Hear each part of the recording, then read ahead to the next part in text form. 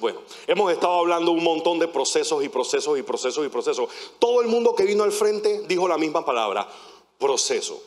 Ustedes la escucharon, amén. Estamos claros que todo el mundo habló de procesos, ¿verdad?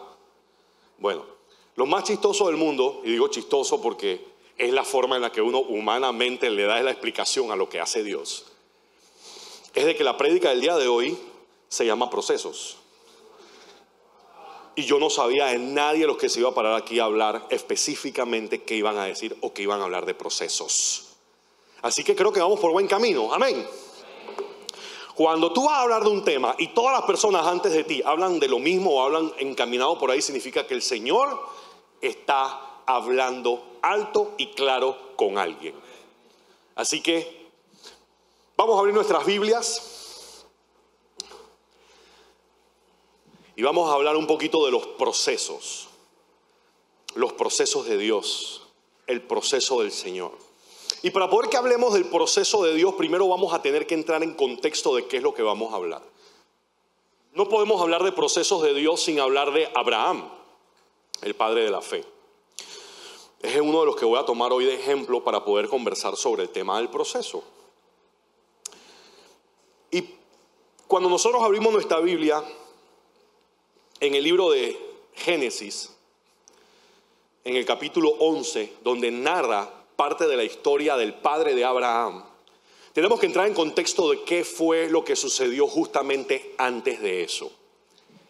El padre de Abraham se llamaba Terah, ¿verdad?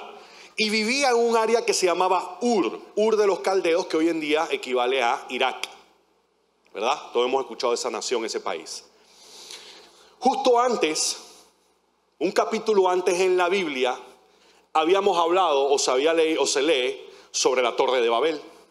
¿Qué era la Torre de Babel? La Torre de Babel es que toda la humanidad que se había corrompido se une y se ponen de acuerdo para crear un edificio tan alto que pudiera llegar al cielo. El Señor ve lo que estos tipos están haciendo, un poco de cabezones ahí están haciendo una torre alta. El Señor dice que estos manes ya están con su revolú, ya están haciendo locura, así que lo que vamos a hacer es que vamos a esparcirlos, vamos a confundir el idioma para que no se entiendan entre ellos. Y ahí la humanidad se esparce. Pero ¿qué pasa? Estamos hablando de un grupo, la humanidad era pagana, adoraba falsas imágenes. Por eso se unen y empiezan a hacer esta torre, porque ellos lo que estaban haciendo era desafiando a Dios. Cuando Dios esparce a la humanidad, cuando les cambia el idioma, dice que se esparcen, esta gente se va con sus religiones, pero ahora con un nuevo idioma, y se esparcen por las diferentes regiones. Unos van a Egipto, otros toman el norte de África, y así es como el paganismo se expande por todo el mundo, las falsas religiones. Ur era conocido como Ur de los Caldeos y estaba justamente bordeando Mesopotamia y Babilonia, que todos aquí conocemos, eran imperios o eran reinos totalmente paganos. ¿Qué es pagano? Que adora falsos dioses. ¿Ok? Ur estaba al sur de Mesopotamia, más o menos a 233 kilómetros 233 kilómetros de distancia, como de aquí a Santiago más o menos. Estaba Ur de los Caldeos de Babilonia. O sea, ya se puede imaginar la influencia que tenía la cultura babilónica sobre lo que se hacía en Ur de los Caldeos. Es más, dice que la religión que se practicaba ahí principalmente era el paganismo. Y la diosa que adoraba era la diosa Nana, que era el dios de la luna. Este es el dios Nana, Dios con D minúscula, porque todos los dioses falsos tienen D minúscula. Como ven, ahí está el símbolo de la media luna que se repite y se ve en otras filosofías y en otras religiones. Eso no es nuevo, eso viene desde ese entonces. Ahí está el dios sentado, el dios de la luna, que se conoce con otros nombres. Nana, Ishtar, Isis, Semiramis, Diana, ¿verdad? Incluso en ese área se halló un templo inmenso que se llama el Sigurat, que es muy famoso, es un edificio inmenso donde se adoraba a estas falsas imágenes, a esta falsa diosa, la diosa de la luna, y se practicaban incluso sacrificios, y se han hallado, aparte de estos templos, edificios utilizados en la adoración a esta deidad, y en las paredes de las casas se encontraban ídolos y dibujos. Ahí están los ídolos y estos son los dibujos. Ahora mismo no se aprecia muy bien, pero si ustedes buscan ídolos encontrados en Mesopotamia, en Babilonia, van a encontrar y se van a dar cuenta que todas las imágenes tenían algo en común. Todos eran casi mujeres desnudas, eran bustos de mujeres desnudas, senos y órganos sexuales reproductivos de la mujer. ¿Por qué? Porque esta diosa hablaba mucho de la reproducción, de la vida, del embarazo y de todo esto, y era la diosa del amor. Por eso más adelante se encuentran los templos donde se practicaba la adoración a esta diosa, eran templos donde se practicaba la prostitución, porque el sexo era parte de la adoración a esa imagen. O sea que imagínense, estamos poniendo el escenario de cómo era Ur de los Caldeos en ese momento. Entonces nos dice la Biblia en el capítulo 11 del libro de Génesis, capítulo 11, 27 al 32, dice: esta es la historia de Terach, el padre de Abraham, Nahor y Harán. Harán fue el padre de Lot. Recordemos a Lot. Lot era el primo de Abraham que después tiene que irlo a rescatar. Dice: y murió en Ur de los Caldeos, su tierra natal. Cuando su padre Terach aún vivía, Abraham se casó con Sarai y Nahor se casó con Milca, la hija de Harán, el cual tuvo otra hija llamada Isca. Pero Sarai era estéril, no podía tener hijos. Terach salió de Ur de los Caldeos rumbo a Canaán. Se fue con su hijo Abraham, su nieto Lot y su nuera Sarai, la esposa de Abraham. Sin embargo, al llegar a la ciudad de Harán, se quedaron a vivir en aquel lugar y allí mismo murió Terach a los 205 años de edad. Este hombre sale con su familia, está casado, está viviendo en este lugar. Este lugar era un lugar de idolatría. La religión nacional y popular era el paganismo y la adoración a falsos dioses. Sin embargo, en el medio de esa situación, en el medio de ese paganismo, dice la palabra que el Señor llama a Abraham. Capítulo 12, versículo 1 al 5 dice: el Señor le dijo a Abraham: deja tu tierra y tus parientes y la casa de tu padre y vete a la tierra que te mostraré. Futuro. Mostraré, no a la que te estoy mostrando, a la tierra que te mostraré. Haré de ti una nación grande y te bendeciré. Haré famoso tu nombre y serás una bendición. Bendeciré a todos los que te bendigan y maldeciré a los que te maldigan. Por medio de ti serán bendecidas todas las naciones de la tierra. Abraham partió tal como el Señor se lo había ordenado, y Lot se fue con él. Abraham tenía 75 años cuando salió de Harán, al encaminarse hacia la tierra de Canaán. Abraham se llevó a su esposa Sarai, a su sobrino Lot, a toda la gente que habían adquirido en Harán y todos los bienes que habían acumulado cuando llegaron a Canaán.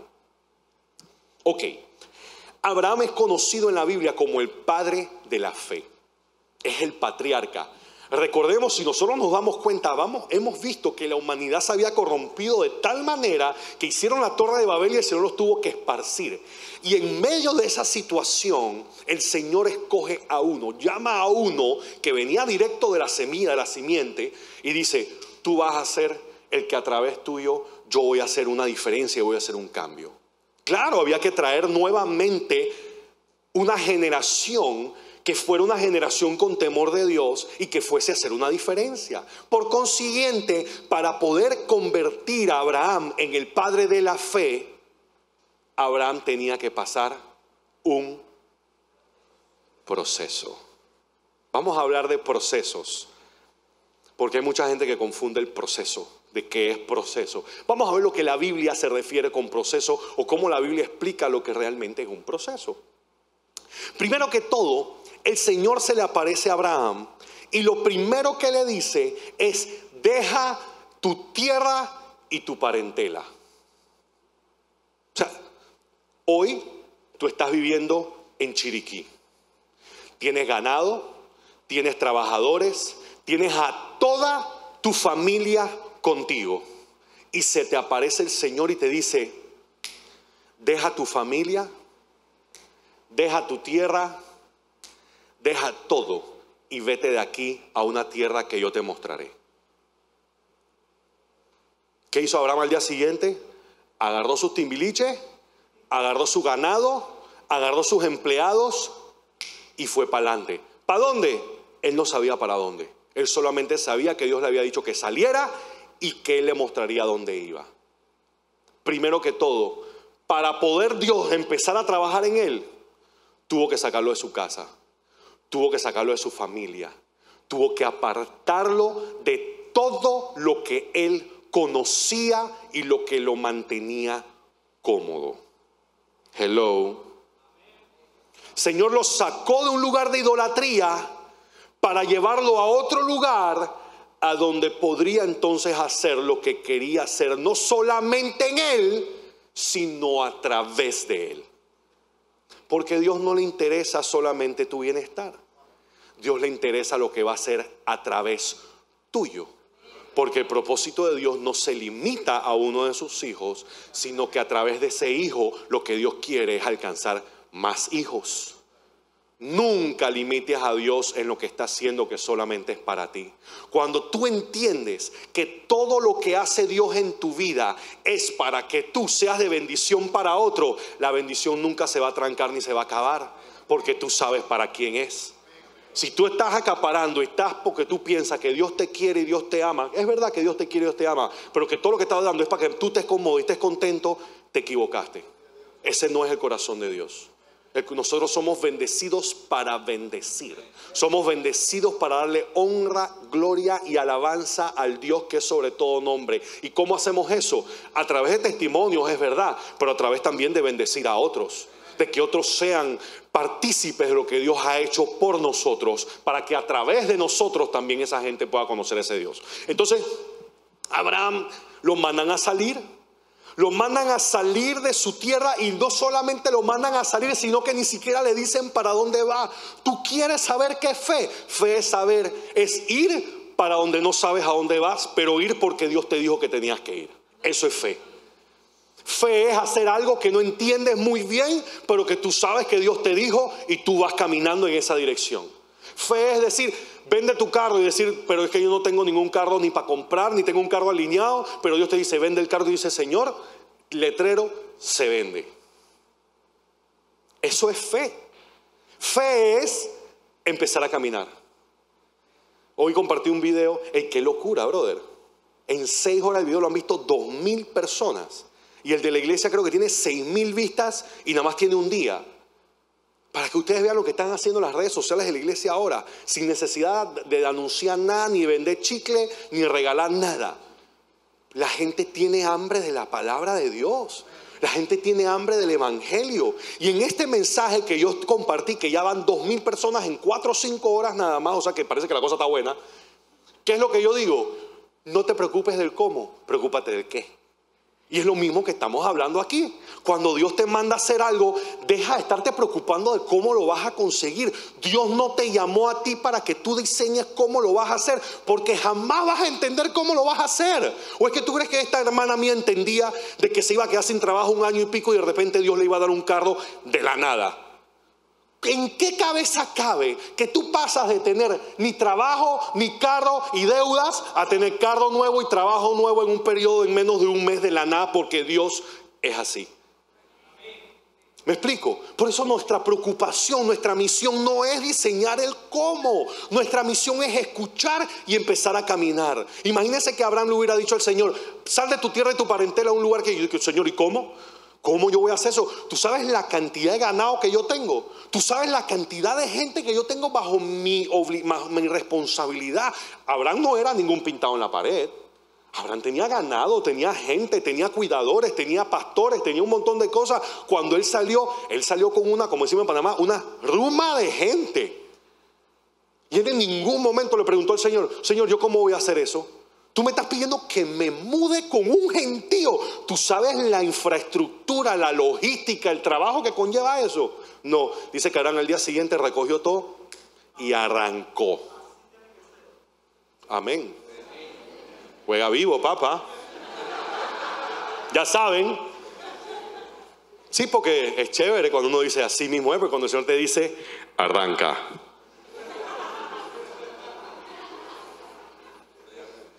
¿Tú escuchaste eso? No, yo tampoco. ¿Ah? Eso es como el testimonio que contaba Armando, que la voz fue audible. Y hay mucha gente que dice que jamás ha escuchado la voz de Dios. Y es verdad, hay mucha gente que nunca ha escuchado la voz audible de Dios. Él escuchó una voz audible. Él entendió que era Dios, porque lo que le estaba diciendo, créeme que no se lo dijo más nadie que Dios. Pero hay mucha gente que escucha la voz y todavía está diciendo que fuera Satanás, yo te reprendo en el nombre de Jesús. ¿Ah? ¿Cuánta gente aquí ya le dijeron arranca y todavía están dando vueltas ahí en el potrero a ver qué es lo que van a hacer? Entonces, ¿qué pasa? Lo que pasa es que a nosotros nos gusta ver el trabajo terminado. Lo más fácil es que el Señor nos diga, sal, toma esta ruta, coge la calle 50, llega hasta el final. Cuando ves el palo de mango, coge a la izquierda, ve 1 kilómetro y ahí te tengo un lote pretty preparado, bien bonito para que tú te establezcas ahí. No, claro, todo el mundo quiere saber para dónde va, todo el mundo quiere ya saber el trabajo terminado. Dios mío, trabaja en mi pareja, Dios mío, trabaja en mi novia, Dios mío, trabaja en mi esposo, trabaja en mi esposa, Dios mío, trabaja no sé qué, y tú ves que la cosa se pone peor. Y tú, chuleta, ¿cómo es que el Señor va a hacer algo en esta persona si está peor? Pero es que el proceso ya empezó, ya el proceso comenzó y ya la guerra está sin cuartel. Y uno a veces no se da cuenta, pero lo que pasa es que tú pediste que eso cambiara, y para que algo cambie, mire, hay cosas que tienen que llegar al breaking point. El breaking point es el punto de quiebre, punto de inflexión. ¿Qué significa? Que si no llega a ese lugar, las cosas no van a cambiar. Y a veces nosotros oramos y no entendemos que nuestra oración, Dios lo que va a hacer es que va a traer las cosas al punto de inflexión. Padre, que fulanito se convierte en el nombre de Jesús, y viene fulanito, ¡pa!, a caer preso. Pero ya adentro se convirtió. Pero a veces no entendemos que estamos pidiendo y no entendemos cómo es el proceso. Entendemos el qué, pero nuestro trabajo no es saber cómo. Dios te va a mandar a hacer cosas. A Moisés le dijo, ve y libera a mi pueblo. ¿Cómo? Tú no te preocupes por eso, tú ve y dile lo que yo te estoy diciendo. No, que el faraón, ve y dile. Pero ¿y cómo? Ve y dile lo que yo te estoy diciendo. Y coge esto y haces así. ¿Ah? Coge esta vara, levántala, y tú vas a ver lo que va a pasar. Ese era el cómo. Moisés no necesitaba saber el cómo, él solamente tenía que saber el qué. Y hay mucha gente que ya le dijeron el qué, pero están tratando de ver cómo hacen el cómo. Y mientras tú estés tratando de descifrar el cómo, estás atrasado, estás estancado, porque el cómo lo pone Dios. Entonces, el Señor no nos muestra el trabajo terminado, porque primero tiene que trabajar en nuestra fe. Oye, si todavía hay gente, nosotros oramos por la gente se sana, y la gente dice, ¡ay! Se me quitó el dolor. Y yo dije, ¿en serio? Y tú dices, ¿cómo que en serio? Tú no estás orando, porque si tú no lo crees. Hay gente que está orando por sanidad y ni ellos están creyendo en la sanidad. Y la persona está diciendo, ¡ay, gloria al Señor! Y está la persona dice, pero de verdad, hermano, de verdad. Yo, ¿cómo que de verdad, hermano? Entonces Dios tiene que trabajar en nuestra fe muchas veces. Ven lo que, miren, a mí me llama la atención, porque aquí todas las que se pararon dijeron, Dios primero comenzó a trabajar en mí y en mi corazón, y entonces cuando hizo ese proceso, entonces vino lo demás. Miren, ha sido impresionante cómo ellas que han venido aquí a dar un testimonio acaban de decir exactamente lo que estamos hablando. Dios inicia el proceso en tu corazón primero para entonces poder vender. Aquí Abraham le iban a prometer un hijo que había esperado que no podía tener. Abraham le estaban prometiendo que iba a ser padre de multitudes, el padre de la fe. ¿Tú crees que Abraham en ese momento, rodeado de ídolos, de baales, de aceras, de vírgenes, ay perdón, gloria al Señor, y todas esas cosas, y caminando procesiones, caminando esas cosas que ellos caminaban? Sí, caminaban procesiones. Las procesiones vienen del paganismo. Investiguen. Entonces, ¿tú te imaginas que se van caminando del cabal y Dios le dice que tú vas a ser papá? Él le iba a creer a Dios en ese momento. No, Dios tenía que sacarlo de toda esa gente, de todo ese ambiente, establecer una relación personal con Él, donde se le aparecía en forma de ángel y le hablaba y se sentaba a comer con Él. ¿Tú quieres la bendición? Vamos a sentarnos a comer primero. Dice que Abraham le servía comida a los ángeles. Dice que se parecía al ángel del Señor. El ángel del Señor es Dios. No es el ángel del Señor, de que el delivery del Señor, el mensajero del Señor. No, no, no. Cuando la Biblia dice que es el ángel de Jehová, es Dios en ángel. Y dice que llegaba y Abraham dice: hola, ¿cómo están? Tomen asiento, voy a matar una vaca, voy a hacer arroz, voy a hacer pan. Siéntense para que coman conmigo. Y se sentaba a comer y a conversar con el Señor. Porque Dios lo quería bendecir, pero para poder transformarlo y que él estuviera listo para la bendición, primero tenía que haber comunión, relación. Hay gente que quiere la bendición, pero no quiere la relación. Eso se llama prostitución. Sí, tú nada más quieres el producto, no quieres lo que trae el producto. Pagas simplemente por algo, un momento, una satisfacción. Si no quieres la relación con aquel que tú amas, que es el que está detrás de la bendición, entonces ¿de qué estamos hablando? Entonces, el Señor se le presentaba y trabajaba en su fe y hablaba con él. Imagínate ese proceso. 25 años esperó Abraham la promesa, el cumplimiento de la promesa. ¿Ah? Hizo tratadas, claro. ¿No se acuerdan que fue a Egipto? Y le dijo al faraón en Egipto, cuando dijeron que la esposa era hermosa, dice: esa es mi hermana. Era la esposa. Y él decía que era la hermana porque era tan bonita que decía que lo iban a matar para robarle a la mujer. Eso era fe en Dios. ¿Ah? Dios te dice que salgas y tú vas en el nombre de Dios y vas pegándole mentira al faraón y ocultando cosas.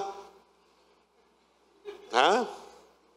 Y llegó el faraón y dice que como vio la esposa y vio a Sarai tan bella, y él dice que era la hermana, el faraón dijo: ay, papá, esta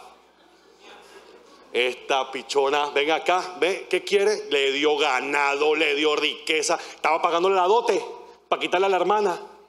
Y dice que el Señor en el medio de la noche agarró al faraón y le pegó una revolcada, una pesadilla, y le dijo: ¿en qué tú andas? Y el faraón dice: ven acá, ¿cómo es esto? Que tú me estás diciendo que esa es tu hermana, yo sé que es tu esposa. Tú me quieres hacer un daño a mí. Tú quieres que a mí Dios me maldiga. Y él se acordaba de ese. ¿Tú quieres que a mí Dios me maldiga? Déjate de eso. Coge a tu mujer, coge todo tus riquezas y rueda de aquí. Y yo me imagino que Abraham dice que: papá, facturamos, ¿ah? Mira, pretty, salimos, nos dio de todo. Mira tú cómo Dios tiene que cambiar nuestros corazones, que aún saliendo en el nombre de Dios, iba haciendo trastadas, pegándole mentira a uno, pegándole mentira al otro. ¿Ustedes creen que él estaba preparado para ser padre de multitudes? No. Y hay muchos de nosotros que Dios nos promete algo, pero sabe que si nosotros salimos pegando mentiras, engañando a la gente, no sé qué, dando vueltas, no tenemos una relación personal con Dios, ¿cómo así vamos a recibir la bendición si la bendición lo que nos va a traer es un dolor de cabeza? La bendición lo que nos va a hacer es que nos va a alejar de Dios. Dios no te va a dar nada que te aleje de Él. No te va a dar nada para lo que no estés preparado. Bueno, depende. Si es el llamado, ya eso es distinto. En el llamado nunca vas a estar preparado. Siempre te va a preparar en el proceso.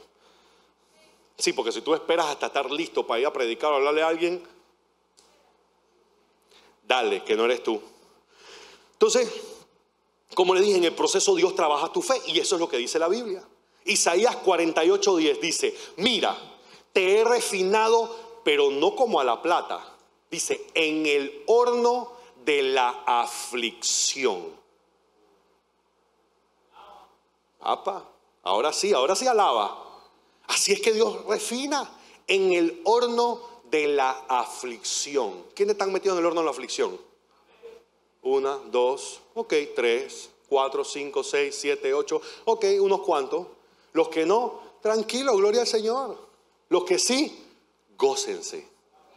Gózate, porque si estás metido en el horno de la aflicción significa que Dios está trabajando contigo. Y eso es bueno, porque en el momento que no esté trabajando contigo significa o que se rindió o que tú ya no, ni siquiera, ya, mejor deja eso ahí. Deja eso. Así que si tú estás pasando por el proceso, estás siendo pasado por el proceso, gózate. Mira lo que dice la palabra en primera de Pedro 1, 3 al 7. Dice: alabado sea Dios, Padre de nuestro Señor Jesucristo, por su gran misericordia. Nos ha hecho, 1, nacer de nuevo mediante la resurrección de Jesucristo. Nosotros somos nacidos de nuevo por esa resurrección que se dio, y tenemos que ser claros de eso. para que tengamos una esperanza y viva, y recibamos una herencia indestructible, incontaminada e inmarchitable. Tal herencia está reservada en el cielo para ustedes, a quienes, miren lo que dice ahí.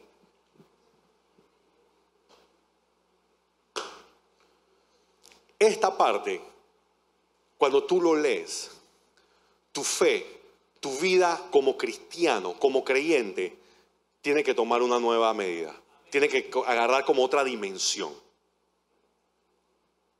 Miren lo que dice ahí.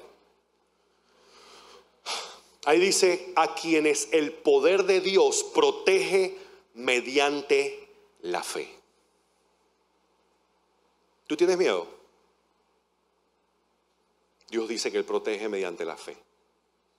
Si tú quieres estar bajo la protección de Dios, tú tienes que tener fe en ese Dios que tú crees que te puede proteger. ¿Tú quieres sacar demonios? Tú tienes que tener fe. ¿Tú quieres sanar enfermo? Tú tienes que tener fe. ¿Tú quieres tomar cosa venenosa en la mano y no morir y no ser herido por cosa ponzoñosa, ni enfermedad, ni nada? Tú tienes que tener fe. Porque la Biblia dice que el poder de Dios protege mediante la fe. Si no hay fe, es imposible agradar a Dios. Y sin fe no estás bajo la protección de Dios. Miren, esto es algo sumamente importante. Esto es lo que hace la diferencia entre los que son cristinos y los que son cristianos. Los que son creyentes verdaderamente y los que son asistentes a la iglesia. Porque si nosotros no llegamos a entender de que Dios nos protege mediante la fe, que el poder de Dios te protege mediante la fe, significa que nunca vas a vivir esa protección de la cual el Señor le prometió a cada uno de sus discípulos. Hay gente que dice, pastor, pero es que yo veo que usted se mete en lugares y usted no sé qué y usted va. Pero es que dice la Biblia que la fe es la que me protege. ¿Cómo yo voy a tener miedo de meterme en un lugar peligroso a predicar la palabra? Entonces, ¿a qué Dios es el que yo le estoy sirviendo? Mire, si a mí me matan en un área fea porque fui a predicar la palabra, si yo voy al Chorrillo, al Marañón o a Curundú, que zona roja, y a mí me meten un tiro por estar predicando la palabra allá, significa que Dios no me mandó para allá.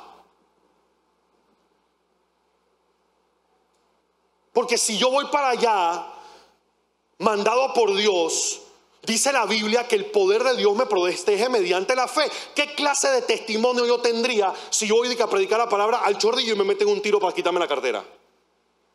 Si a mí me matan unos musulmanes en persecución por estar predicando la palabra y yo ahí soy un mártir, gloria a Dios. Pero que te mataron y que para robarte la cartera y tú fuiste allá a predicar la palabra porque Dios te mandó y llegó un impío para robarte la cartera y te mató, significa que Dios no te mandó para allá. Fuiste por religión, fuiste para que te vieran, fuiste para que te tomaran foto. Porque cuando nosotros vemos la Biblia y leemos lo que los discípulos hacían, ay pastor, pero es que eran los discípulos de Jesús. ¿Y nosotros de quién somos discípulos? Del santo, de máscara sagrada. Yo soy discípulo del mismo Jesucristo que la Biblia dice que le dijo a sus discípulos que en mi nombre echarán fuera demonios, sanarán a los enfermos, hablarán nuevas lenguas, orarán por los enfermos y todos sanarán, y que ninguna cosa puede...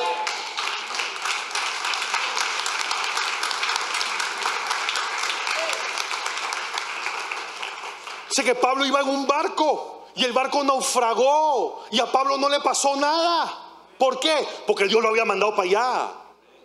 Dice que fue a hacer fuego y cogió unas ramas y lo mordió una serpiente venenosa.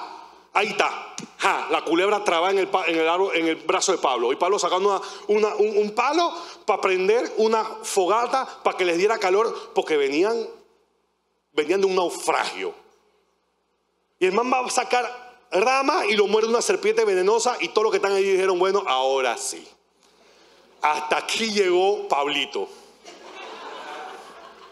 Lo trabó y esa que lo mordió, esa sí es de verdad. Esa no es una boa, ese no es de que como una pacota. No, eso fue, está listo para la foto. Dice que Pablo agarró. Vamos para adelante. Y todo el mundo se quedó mirando qué es lo que estaba pasando. Dice este tipo ¿quién es?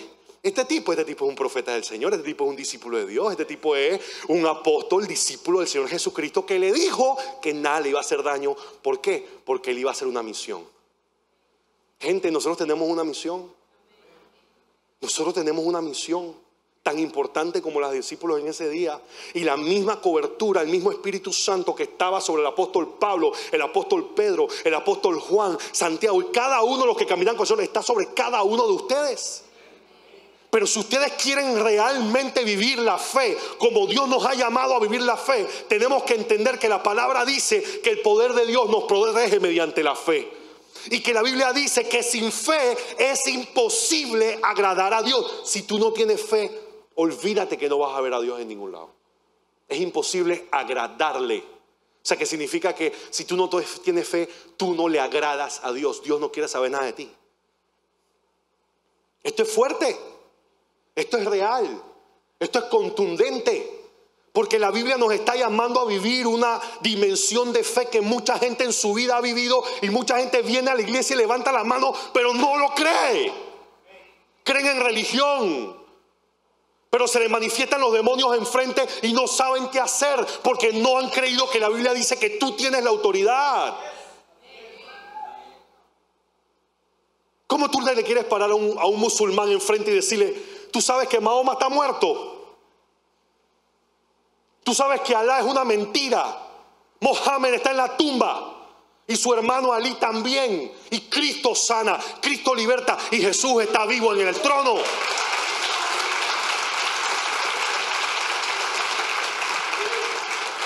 Y muchos dirán: pastor, pero es que usted es muy confrontativo. ¿Cómo usted va a decirle eso a una persona? Se va a buscar. ¿Usted quiere que yo le diga algo? Así es como se convierten los musulmanes. Dicho por los mismos musulmanes. Ellos han dicho: si a mí me viene un tipo y me empieza a invitar a comer y pasa un mes y todavía no me habló, ¿qué yo voy a creer en ese Dios de él si él ni siquiera tiene la capacidad de hablar con él? Yo creo tanto en mi Dios que si yo tengo que pararme y dejar la comida aquí que tú me invitaste y arrodillarme y rezarle a mi Dios, yo lo voy a hacer. Pero tú tienes un mes invitándome a comer y ni siquiera me has hablado del Dios al que tú crees. ¿A quién tú es que tú le crees? Así piensan ellos. Pues que usted ve los discípulos en los tiempos de antes, o Elías el profeta invitando a la gente a comer. Espérate que llevo 4 comidas, a la quinta que le voy a hablar de Jesús. Son 4 personas en 4 comidas que debieron haber sido salvos. Pero muchas veces no lo hacemos porque no creemos. No entendemos que la salvación y que la gente se transforme no es porque también tú hables, sino por el Espíritu Santo que va dentro de ti. Y ese mismo Espíritu Santo está para todo. Para los leprosos, para las enfermedades, para las pandemias, para las mentiras del enemigo, de Satanás, para los brujos, para los todo. ¿Cómo es posible que un miembro de la iglesia tenga problemas con los demonios del vecino, de la bruja del vecino? Porque él ora y allá arriba dice que le revuelve toda la brujería a la vecina. ¿Cómo es que los demonios tienen que venir a pedir cacao, a decirle al tipo que deje de estar orando, que le está desbaratando los altares? Ese es el mundo donde vivimos, un mundo donde lo sobrenatural es verdad, donde el diablo le pide permiso y le pide y ve cómo hace para que no lo sofoquen los hijos de Dios. Ese es el poder que nosotros tenemos, que Dios ha depositado en cada uno de nosotros. El poder de Dios me protege mediante la fe hasta que llegue la salvación que se ha de revelar en los últimos tiempos. Pastor, es que no rete al Señor. ¿Dónde está eso en la Biblia? Que no hay que retar a Dios.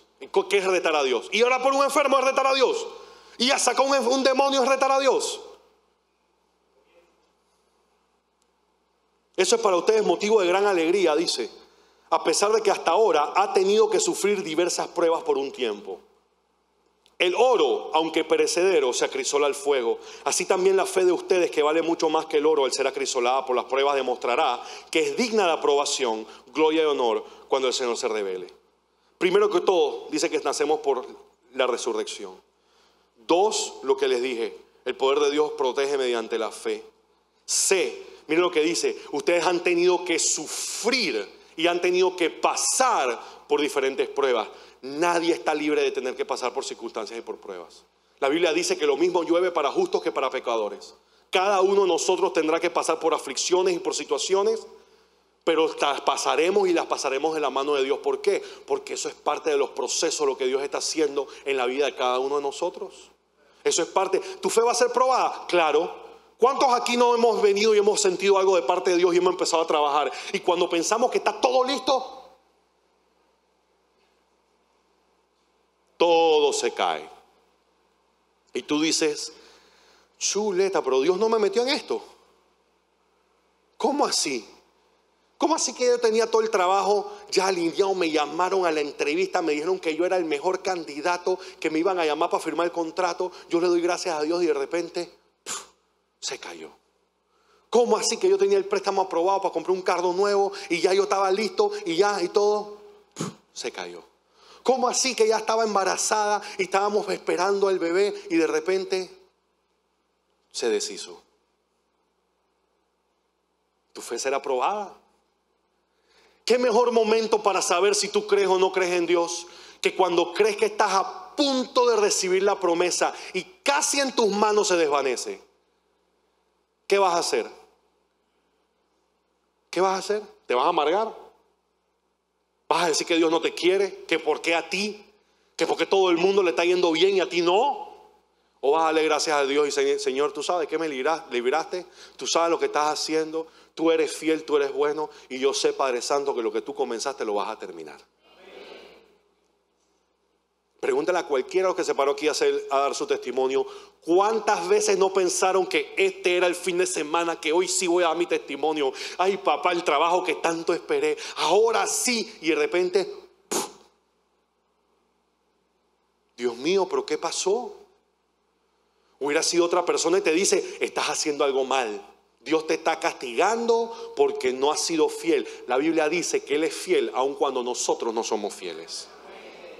La fidelidad de Dios no depende de quién tú eres, depende de quién Él ya es.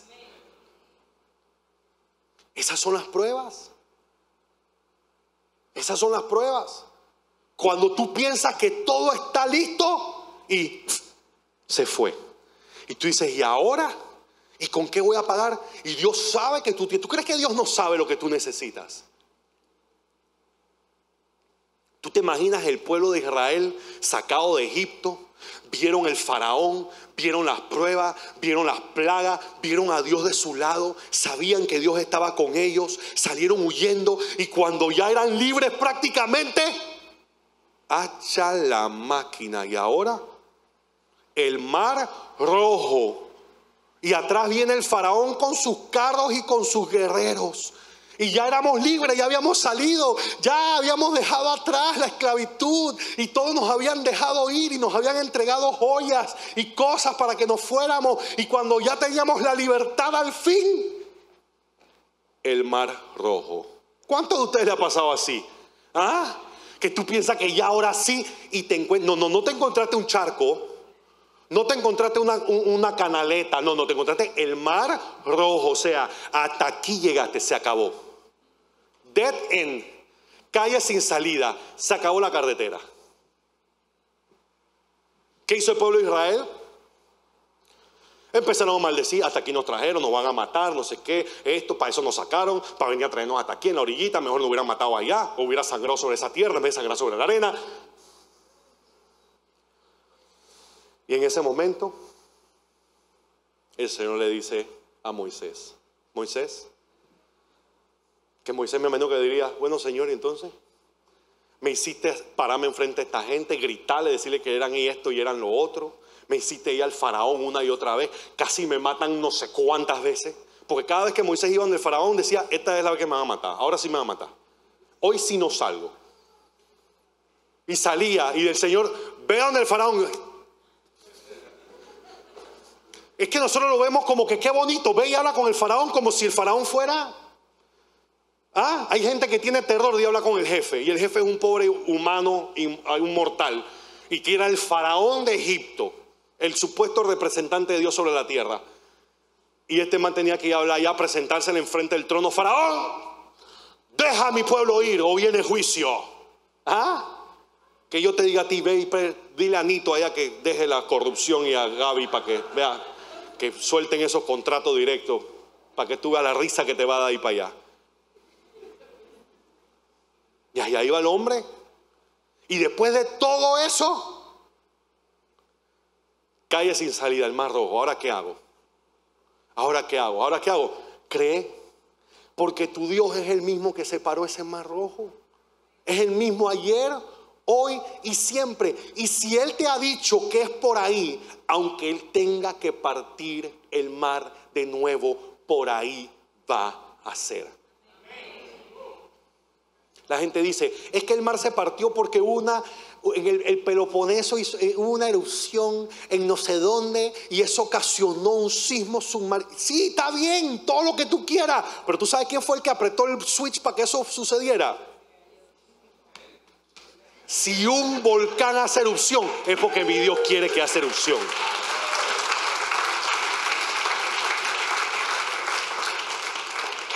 Si hubo un volcán que tuvo que hacer erupción para que eso sucediera, créeme que fue el Señor sentado en el trono que dijo, ¿cuándo? Ahora. Ahora está, vamos. Todo pasó para que su pueblo fuera libre, porque Él ya había dicho que tenía que hacerse así. Y la palabra de Dios se cumple. Le guste a quien le guste, lo que Dios ha dicho se va a cumplir. Así que si Dios te ha dado una palabra, sigue creyendo en ella. Va a haber un proceso, definitivamente que va a haberlo. Pero créeme que lo que va a salir de allá va a ser como el oro purificado, hecho mejor todavía. Dice que tu fe, y mira lo que dice, continúa diciendo, dice, porque tu fe, dice, al ser acrisolada por las pruebas, demostrará que es digna de aprobación. O sea que Dios va a probar tu fe para Él decir si es o no es digna de su aprobación, de gloria y de honor cuando Cristo se revele. O sea que ahora mismo, cada prueba que tú estás pasando, el Señor está viendo como el resultado de lo que está saliendo. Tu fe va a ser digna de la aprobación de Dios. Cuando tú estés listo, Dios va a hacer grandes cosas a través tuyo. ¿Por qué? Porque esas cosas van a traer gloria y honor. ¿Por qué? ¿Cómo va a traer gloria y honor? Porque te compraste un carro pretty. No. Va a traer gloria y honor, porque esa fe tuya va a hacer que gente se convierta y venga a los pies de Cristo. Y eso le va a dar gloria y honor, y Dios va a probar tu fe. Entonces, tenemos que entender nuevamente, vuelvo y repito, los procesos no son para ti. Los procesos son para lo que va a hacer Dios a través de ti. Entonces, volvemos al punto. Cuando Dios va a trabajar en ti, Dios te separa del resto de las personas. Dios te va a separar. Dios te va a sacar de lugares donde tú estás cómodo, porque Él quiere hacer algo en ti que Él sabe que ahí adentro no lo puede hacer. Pastor, pero yo no puedo creer que un Dios que ama tanto me va a separar de toda la gente que yo quiero, de todas las cosas que me gustan.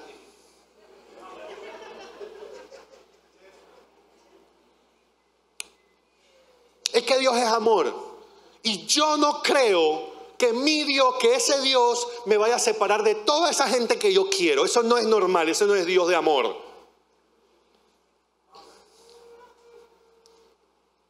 Abraham, deja a tu padre y a tu parentela y sal de la casa de tu padre. Miren, la célula, lo básico, la unidad más fundamental de lo que Dios hace en el mundo y quiere hacer en el mundo es la familia, es a través de la familia. Esa es la célula. Ustedes saben, la célula es la unidad básica o fundamental de la vida. Amén. Bueno, la unidad fundamental, lo que Dios quiere hacer en el mundo es la familia. A través de la familia Dios quiere tomar el mundo. Por eso es que es tan importante la posición del padre, de la madre, de criar hijos en el temor de Dios para que nunca se separen. ¿Para qué? Para que esa familia sean pescadores de hombres. Entonces, ¿qué dice Génesis 2? Por eso el hombre deja a su padre y a su madre y se une a su mujer y los dos se funden en un solo ser. La unidad básica, fundamental de lo que Dios quiere hacer es la familia, es la célula. Pero la familia está compuesta de un esposo y de una esposa que dejan a sus padres, se apartan y son uno. ¿Por qué? Porque Dios te separa para hacer algo distinto en ti. Pastor, pero es que yo no estoy seguro porque la gente que yo las amo y no sé qué. Ok. Mateo 19, 5, 6. Y dijo, por eso dejará el hombre a su padre y a su madre y se unirá a su esposa y los dos llegarán a ser un solo cuerpo. Así que ya no son dos, sino uno. Por lo tanto, lo que Dios ha unido, que no lo separe el hombre. Tienen que separarse, tienen que hacer su vida, tienen que establecer una nueva familia y hacer algo que Dios quiere hacer. Por eso es que hay tanto problema cuando el suegro, la suegra o los familiares viven con las parejas, porque ese no es el diseño. No puede haber dos machos gallos en el mismo gallinero, ni dos gallinas en el mismo gallinero. Ese no es el diseño de Dios. Por eso es que a veces no funciona, o casi nunca funciona. Bueno,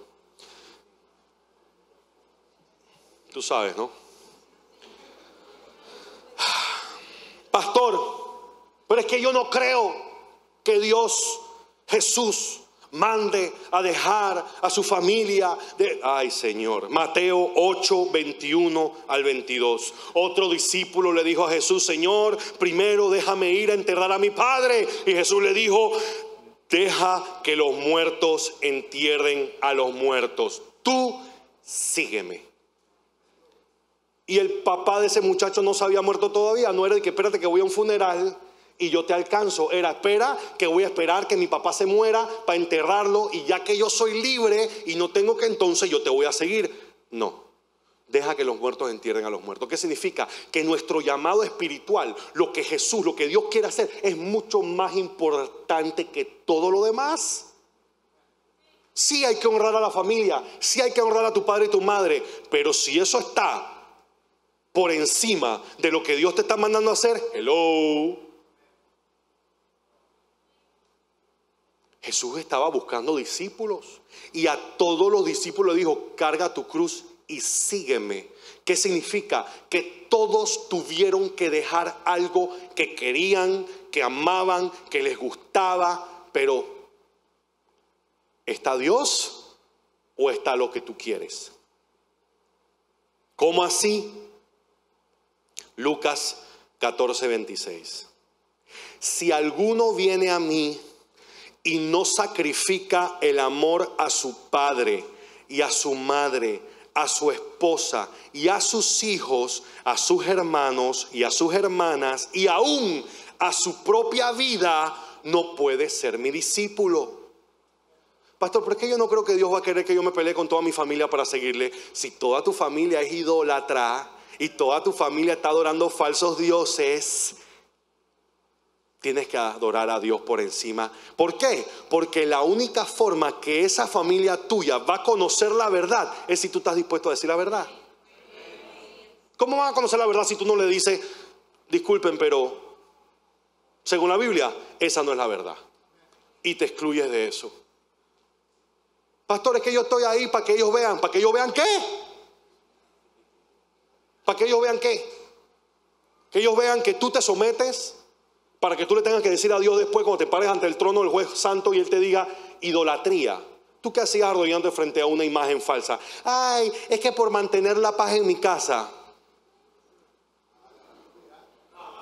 ¿Tú no leíste lo que dice aquí? Aquí dice el que no sacrificie el amor. Hay otras traducciones donde dice el que no repudie, el que no odia a su padre, madre. Obviamente Dios no te está mandando a odiar a tu familia. Dios te está mandando a ponerlo a Él por encima de tu familia. Dios te está mandando a poner por encima el que dio la vida por ti, por encima de aquellos que Él dio la vida también por ellos y que también ama. Pero si tú no sales de ese hueco, no puedes sacar los otros del hueco. Por eso Dios te separa, para poder trabajar en ti, para que entonces tú seas un testimonio para los otros y los otros te puedan seguir. Pero tú no puedes ser un ciego tratando de guiar a otros ciegos. Ni siquiera un tuerto tratando de guiar a otros ciegos. Entonces también dice, pastor, pero es que uno tiene que tener amor propio. Uno tiene que tener algo de orgullo y uno tiene que ver por uno y por la felicidad, porque hay que buscar y seguir los sueños y buscar la felicidad de uno. Mateo 16, 24, 25. Luego Jesús le dijo a sus discípulos, si alguien quiere ser mi discípulo, tiene que negarse a sí mismo. Pero mis sueños, niégate a ti mismo. Pero mis ilusiones, niégate a ti mismo. Pero mis deseos, niégate a ti mismo. Y mi felicidad,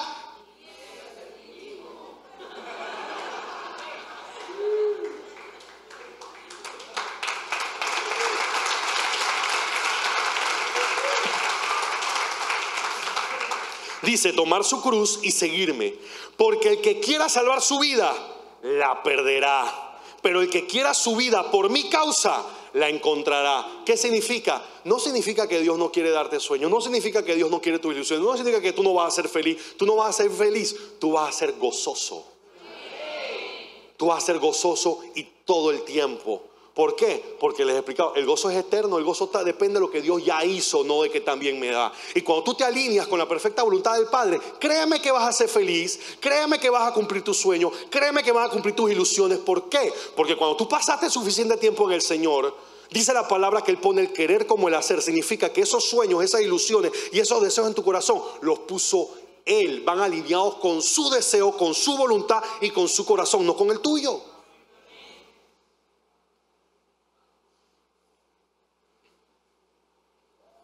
Uno,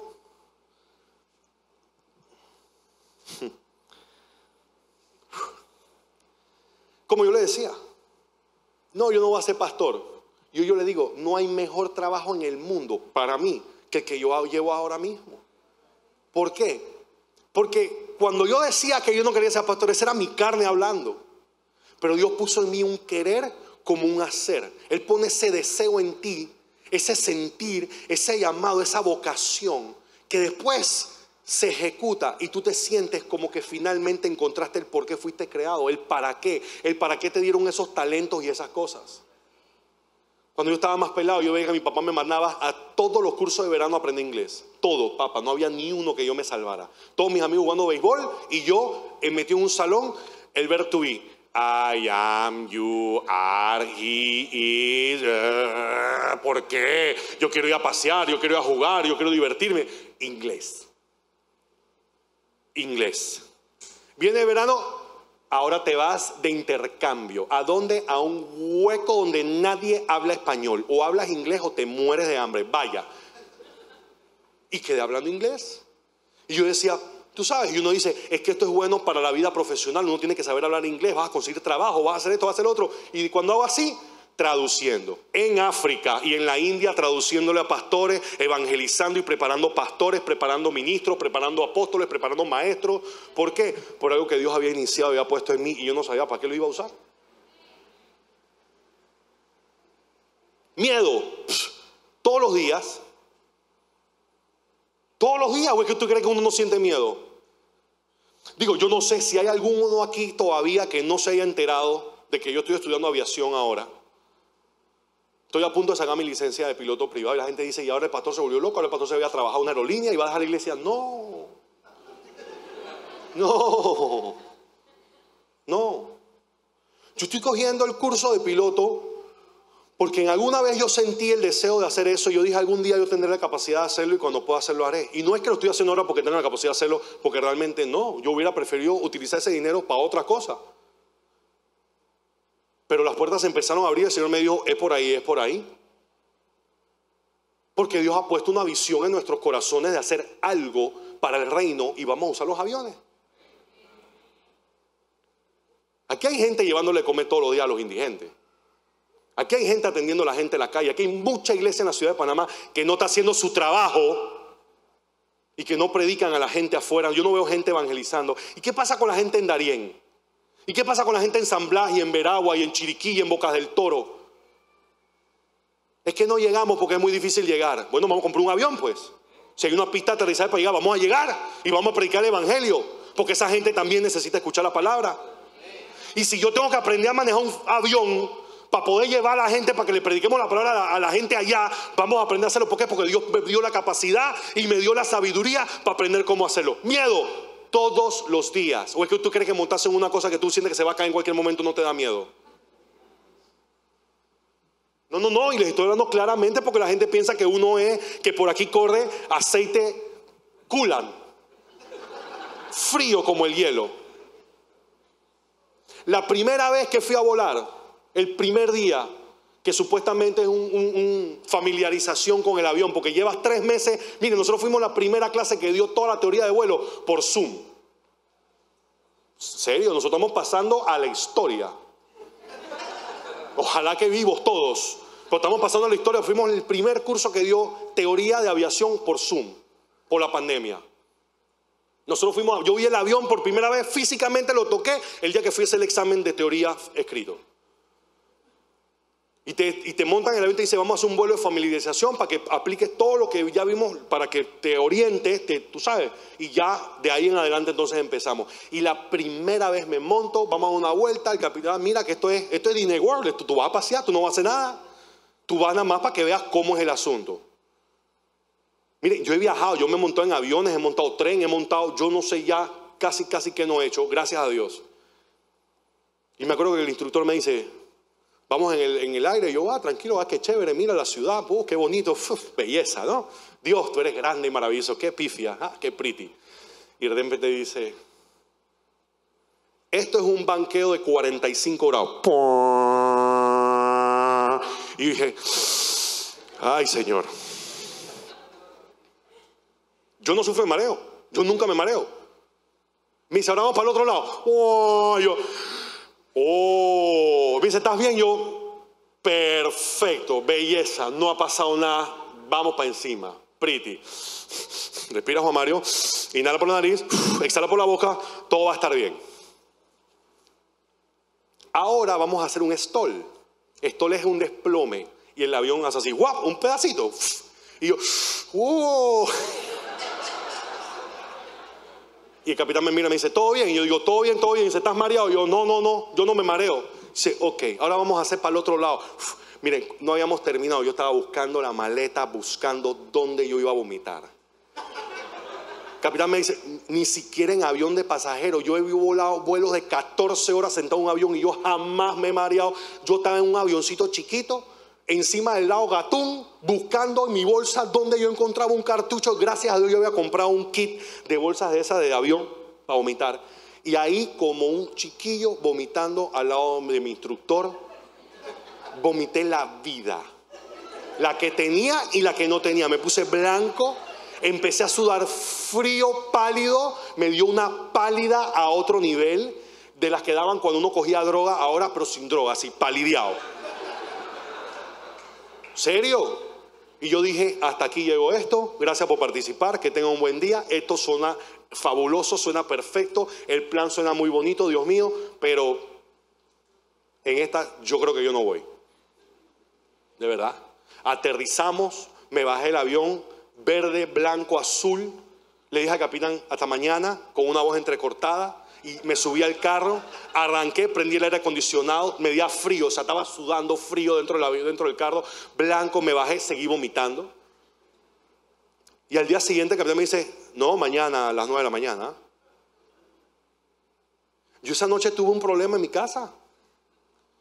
Yo esa noche tuve que conciliar lo que yo sentía que Dios me había dicho que tenía que hacer con lo que yo estaba sintiendo, el miedo que yo tenía en mi corazón. Yo dije, bueno, Señor, ¿y ahora? Tú conoces mi corazón. Tú no me vas a mandar a hacer nada que no sea de mi agrado. Los procesos. Señor, tú no me vas a mandar a hacer nada que no sea de mi agrado. Pregúntale a Jonás. Jonás lo metieron en una barriga de un pez. Y todo el mundo se ríe con que a Jonás lo tragó el pez y lo tragó el pez y lo tragó el pez. Pero nadie se da cuenta que el pez lo vomitó en Nínive. O sea, no fue de que el pez lo llevó, no, el pez lo llevó en Nínive. Ahora vas porque vas. Es que Dios no me va a obligar a hacer nada que yo no quiera hacer. No, Dios es soberano. Y yo esa noche tuve que orar y tuve que hacer las... Y dije, mire, y al día siguiente también, en la mañana, yo iba sudando para el aeropuerto. Yo digo, ¿y ahora qué va a pasar?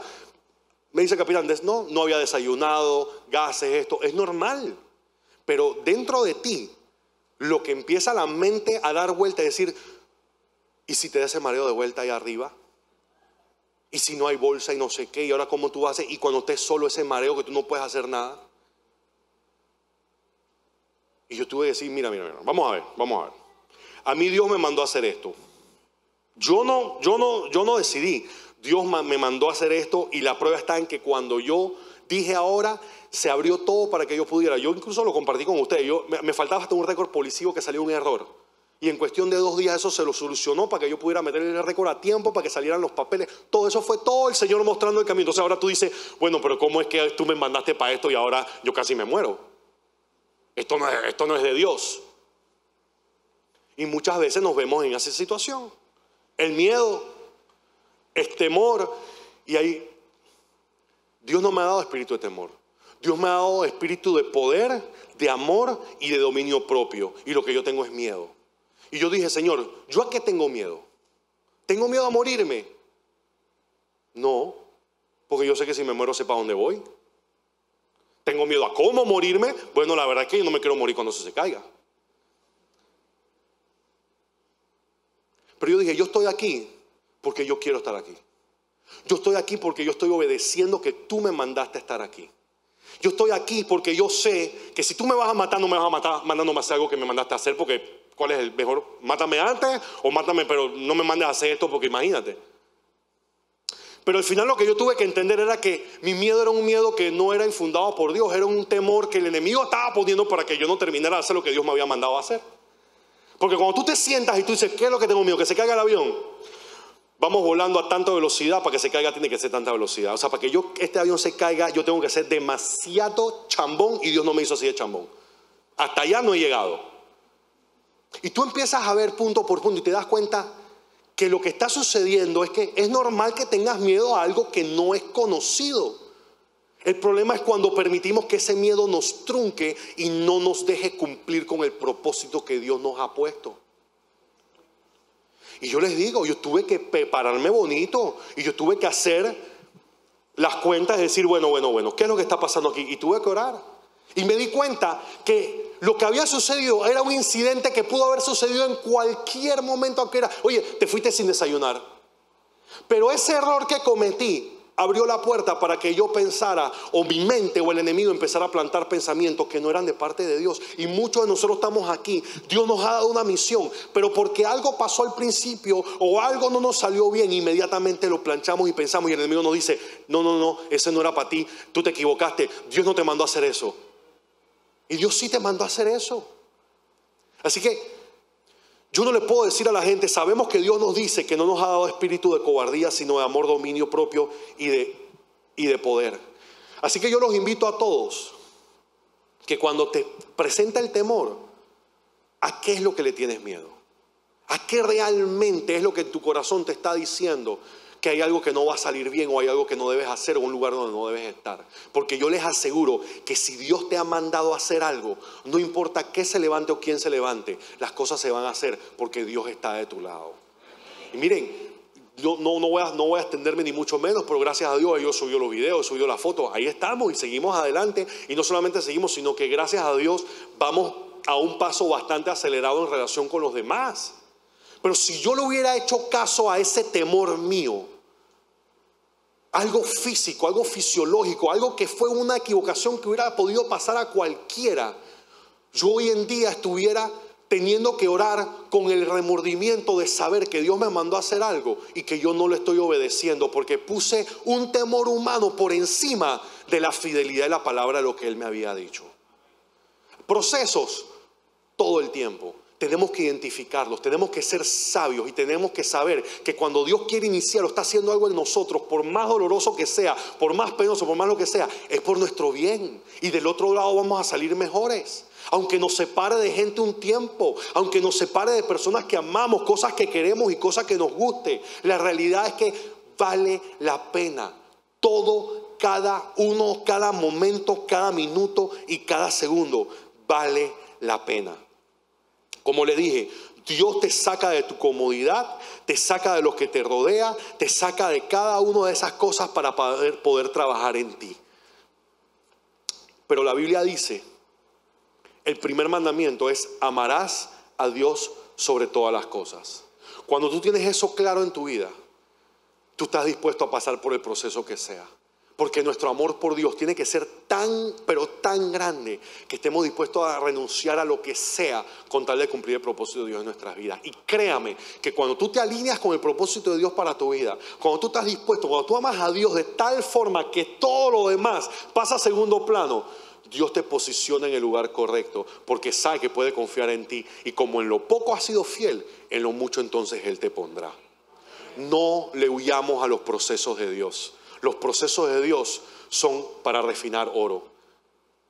Cada uno de ustedes, yo le dije la vez pasada en una prédica, ustedes son esa piedra preciosa. Ustedes son ese diamante que llegó ahorita mismo, que era un carbón, pero que está en las manos de Dios. Y puesto a un poco de presión y a un poco de fuego, un poco de calor, se está convirtiendo en un diamante. Amén. Vamos a ponernos de pie, vamos a orar. Padre, gracias, Señor. Gracias por tus procesos.